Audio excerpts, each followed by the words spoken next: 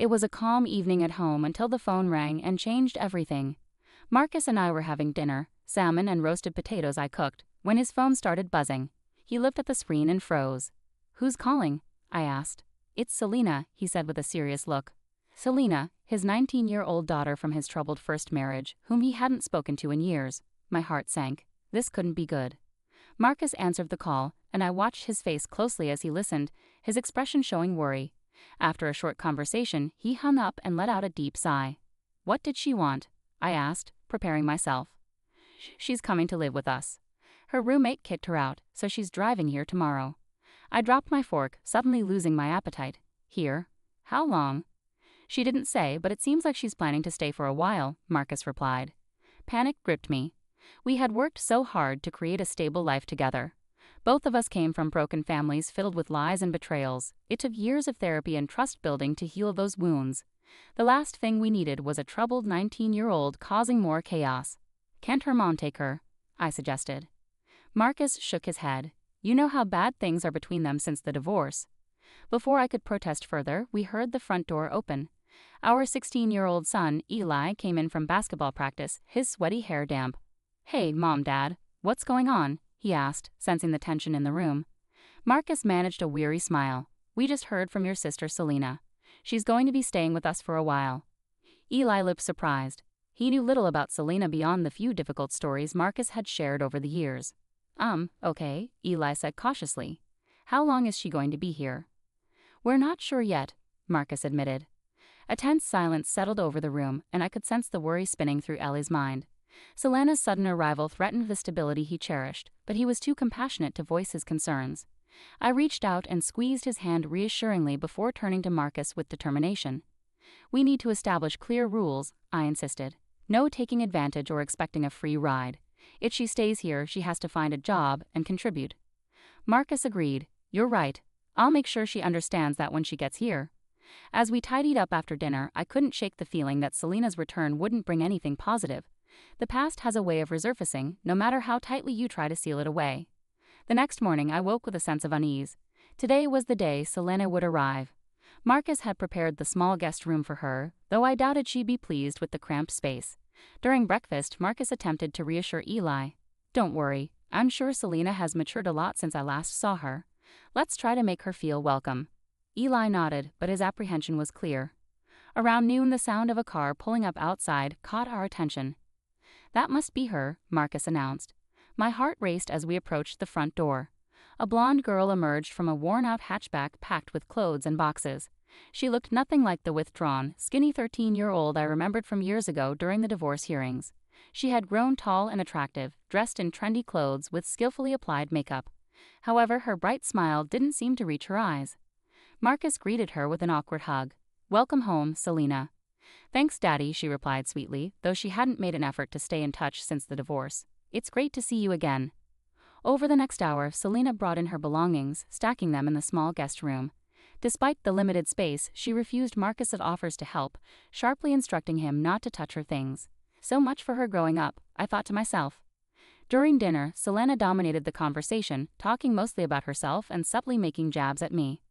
"I can't believe you're still working as a nurse, Lena. Wouldn't you rather do something more interesting?" I held back my response. Nursing was my passion, but Selena clearly didn't respect it. When Eli shared his plans to apply for college scholarships, Selena scoffed. "Good luck getting enough money to go to a decent school." Eli looked hurt. I knew how much effort he had put into maintaining his straight A's and excelling in sports. After dinner, I pulled Marcus aside. "We need to establish some rules for Selena," I insisted. "We can't tolerate this entitled behavior." He sighed. "You're right. I'll talk to her." But in the following days, nothing changed. Selena continued to behave disrespectfully, refusing to find a job or help with anything around the house. My patience wore thin. Then came the breaking point.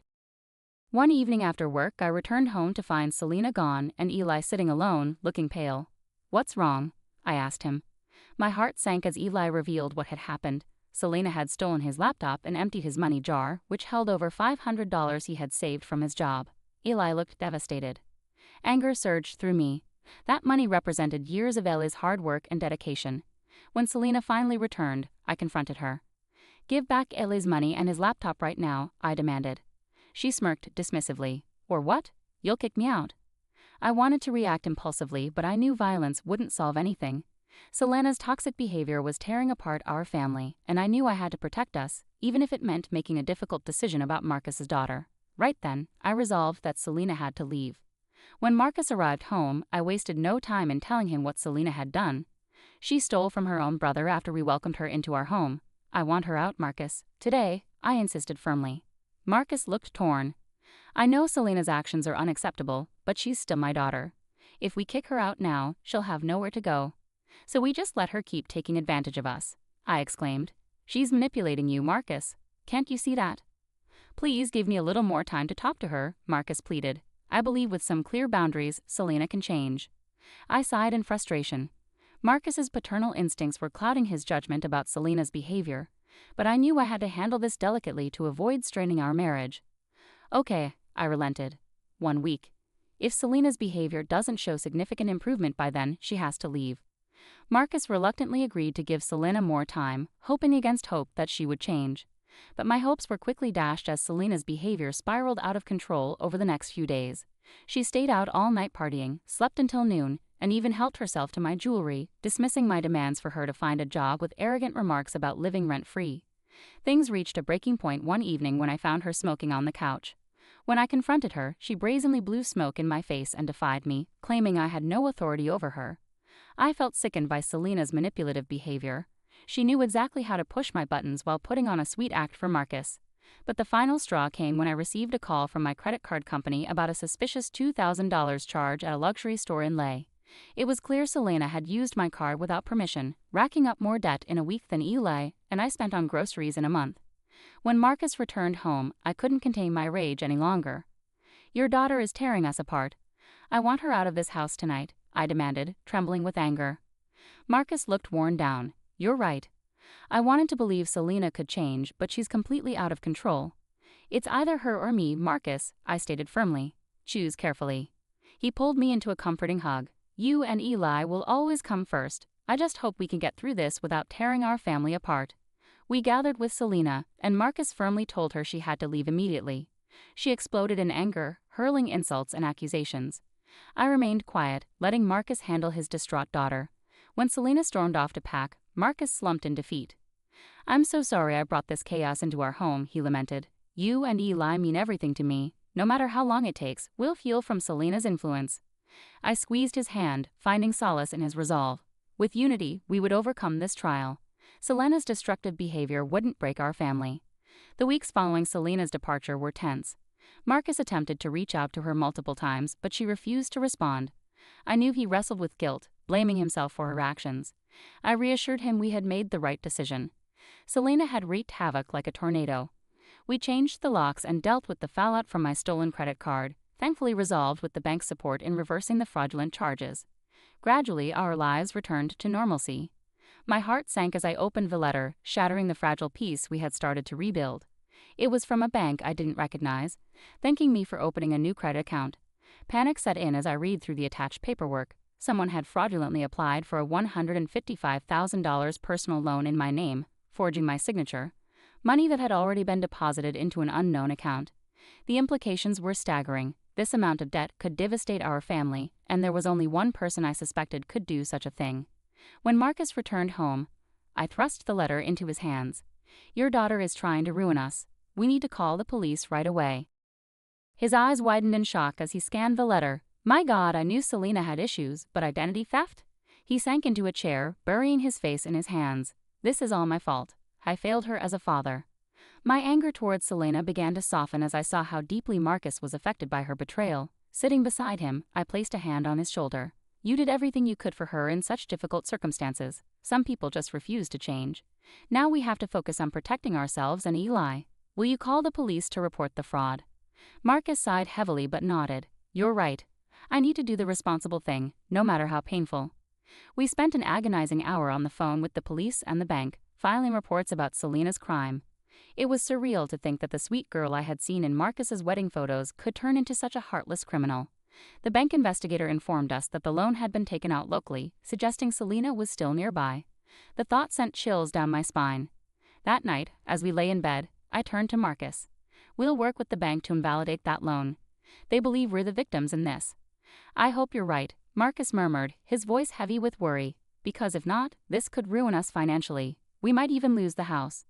The unspoken fear hung thick between us. Selena wasn't satisfied with just tarnishing her father's trust. She seemed determined to dismantle our entire family, no matter the cost. As I finally drifted off to sleep, I repeated a silent mantra. Selena's schemes couldn't touch us, no matter how hard she tried. Goodness and truth would prevail, but beneath the surface a cold anger simmered.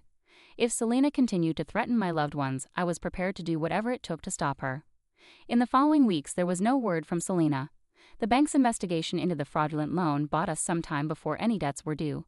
Police attempts to locate her proved fruitless. Selena had vanished without a trace, leaving Marcus to comb through online records in a desperate search for clues. It was clear she knew how to evade capture, an adept manipulator and elusive figure. Then on a sunny Saturday, our world shifted once more. Marcus was away at a teaching conference for the weekend, so Eli and I decided to catch a movie together. But upon returning home, a sense of dread washed over me immediately. The front door stood open. Heart pounding, I hurried inside, Eli right beside me. Wait in the hall, I instructed Eli firmly. If Selena was inside, I wanted to shield him from any danger. Moving cautiously, I entered the dimly lit rooms. At first glance, nothing appeared out of place. Then I reached Ellie's bedroom. The sight was devastating. Drawers thrown open, mattress overturned, and the closet in disarray. Eli rushed in beside me, gasping in disbelief. That's when I noticed the paper on his bed, scrawled with a mocking message. College fund gone. Oops, better start bussing tables, loser brother. Anger surged through me, blurring my vision. The college fund Marcus and I had painstakingly saved for Ellie's future, nearly $20,000, was stolen. Selena had callously used it for her own needs while leaving hurtful insults for her brother, whom she had never bothered to know. I heard a choked sob from Eli, his face drained of color, tears welling in his eyes. All the money you saved up for me, gone. I hugged my kind, hard-working son, feeling heartbroken for him. We'll find a way through this, I promised, but inside, I was furious. That money was meant to help Eli have a better life, but Selena had taken it all away without any care. When Marcus came home, he was devastated by the break-in and Ellie's loss. My usually calm husband was furious, just like me. Our savings were gone, our home broken into, and our son hurt for no reason. It was too much. Selena needed to face consequences before she hurt more innocent people. The next evening, ignoring Marcus's warnings, I drove to the old motel where people said Selena was staying. I found her beat-up car parked outside. I knocked on her door until she opened it, smirking when she saw me. Well, if it isn't Saint Lena, here to lecture me about morals. I slapped her hard across the face. You're a terrible person, I said angrily. Didn't ruining our lives once satisfy you? Selena's smirk disappeared. You'll pay for that, she snapped, trying to attack me. We struggled briefly before I pushed her back inside and slammed the door in her angry face. I walked away, shaking but determined. Today, Selena's reign of terror ended one way or another. I had given her chances to change, but some people are rotten to the core beyond redemption. Trying to save them risks dragging yourself down too. Selena had shown herself to be heartless and incapable of doing any good. Now it was time to cut her out of our lives for good before she could hurt us again. In the weeks that followed, I nervously waited for Selena's revenge. Marcus tightened security around our house. I kept Eli home from school, afraid to leave him alone until Selena was caught. But as time went on without any sign of her, we started to relax. Maybe she had realized she couldn't stay in town without facing consequences for what she'd done. Late one night, I woke up to blaring fire alarms. Marcus and I rushed to Ellie's room and found it filled with smoke, flames climbing up one wall. We grabbed Eli and hurried outside just before the fire consumed his bedroom. While firefighters put out the blaze, I couldn't shake the feeling that this was no accident. Selena had made a final desperate move for revenge. The police investigation confirmed my suspicions. Traces of gasoline had been found on one side of the house, deliberately set alight. It was a chilling realization that Selena had intended to destroy us as we slept, if not for our timely awakening. Marcus looked exhausted as he spoke to the investigators. Our daughter, Selena Rogers, is your prime suspect for arson. She's already committed identity theft and burglary against us. This fire was her latest attempt to harm my family. After discovering Selena was committing more serious crimes, the police finally took action. They got security camera footage showing someone in Selena's car leaving the area just before firefighters arrived. Arrest warrants were issued for Selena, and her name and photo were shown in the news as a dangerous criminal. Marcus even asked Selena to surrender, promising she'd get a fair trial. But Selena stayed hidden, leaving us stuck in uncertainty, fearing she might strike again. I stayed indoors with Eli, keeping a rifle and fire extinguishers close by. She had already taken so much from us, I wouldn't let her take our peace of mind too. Then one evening I got a surprise call from the detective leading the case, urgently telling me, "You need to check the news now. They just caught Selena Rogers." I rushed Marcus and Eli to the TV, our hands shaking. The news showed Selena in handcuffs outside a pawn shop, stolen things from our house scattered around her, jewelry and electronics. She cursed and spat at reporters while police put her in a car. Selena had thought she couldn't be caught, but she slipped up and got caught red-handed. Reporters talked about Selena's shocking crimes against her own family. Her reputation was ruined, and everyone saw the real monster behind her pretty face. I almost felt sorry for her, almost. That night, with Selena locked up and our home safe, we finally slept peacefully. The coming weeks would be hard, cleaning up the mess Selena made, but the worst was over. Her lies couldn't hurt us anymore. A new day had come, full of hope and promise. In the weeks after Selena was arrested, life slowly returned to normal. With Selena facing serious charges in jail, the heaviness that had burdened our home began to lift. I took Ely out to celebrate his birthday at his favorite restaurants, and Marcus and I spent evenings reminiscing about happier times before Selena came into our lives. We started making plans to repair the fire damage and recover financially. But looming court dates brought anxiety. Marcus struggled with the thought of testifying against his own daughter, despite their strained relationship. I tried to stay strong, reminding myself of the pain Selena had caused us. Then came shocking news. Selena had been involved in a violent fight with another inmate in jail and had died as a result.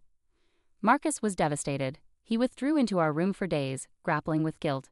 Meanwhile, I focused on supporting Eli, who, despite everything, felt saddened by the loss of a sister he barely knew. In the following weeks, we learned disturbing details about Selena's final days. The inmate she fought with claimed Selena had boasted about how she enjoyed deceiving people and wished she had stolen even more from us. Hearing Selena's callous words only hardened my resolve. She had shown no remorse for the pain she caused. In the end, her own greed and aggression had led to her downfall. With Selena no longer around, her case quickly fell apart. The bank canceled her fake loan applications, lifting that heavy debt off our shoulders. The police recovered some of our stolen money from her places. Meanwhile, our community rallied behind us once Selena's crimes came to light, offering sympathy and raising funds to help Eli with his college tuition. Their kindness overwhelmed me. After being trapped in Selena's lies and isolation, the support of true friends felt like escaping a nightmare. Marcus felt it too. We weren't alone. Good people could stand against evil together. On the anniversary of Selena's passing, we visited her grave for the first and only time. Marcus knelt beside her simple gravestone, quietly saying a prayer. I stood with Eli, giving them space. "She wasn't always like this," Eli said softly. "Do you think if she had made different choices, she could have found happiness?"